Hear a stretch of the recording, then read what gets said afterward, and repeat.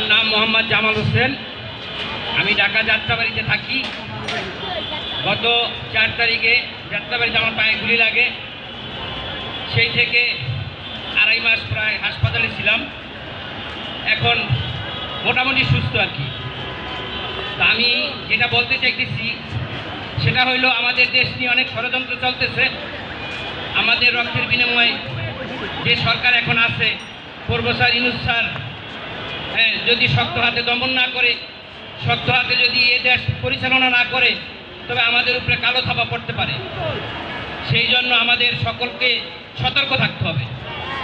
এবং আমি আরও বলতে চাই যে বাংলাদেশের 10 লক্ষ রোহিঙ্গা যদি খাওন পাইতে পারে বা ভরণ পোষণ পাইতে পারে, সে 32,000 আহত এবং 1200 নিহত এরা কেন পাবে না? এদেরকে 1 লক্ষ টাকা দিয়া আর 5 লক্ষ টাকা নিহতকে দিয়া মনে করবেন না যে অনেক কিছু দিয়া ফেলাইছি। এদের রক্তের বিনিময়ে এই সরকার, আজকে বিএনপি বলেন, জামাত বলেন, সবাই আজকে বুক ফুলায় চলতেছে আমাদের রক্তের বিনিময়ে, আমরা যারা রক্ত দিয়েছি।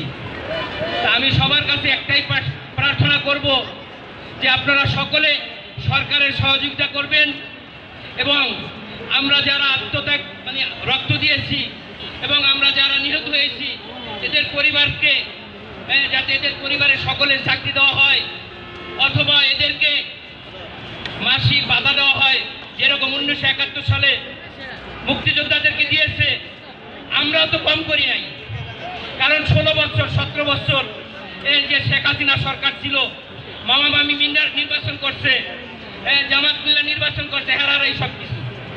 এই নির্বাচন বাংলাদেশে আর কখনো চাই না।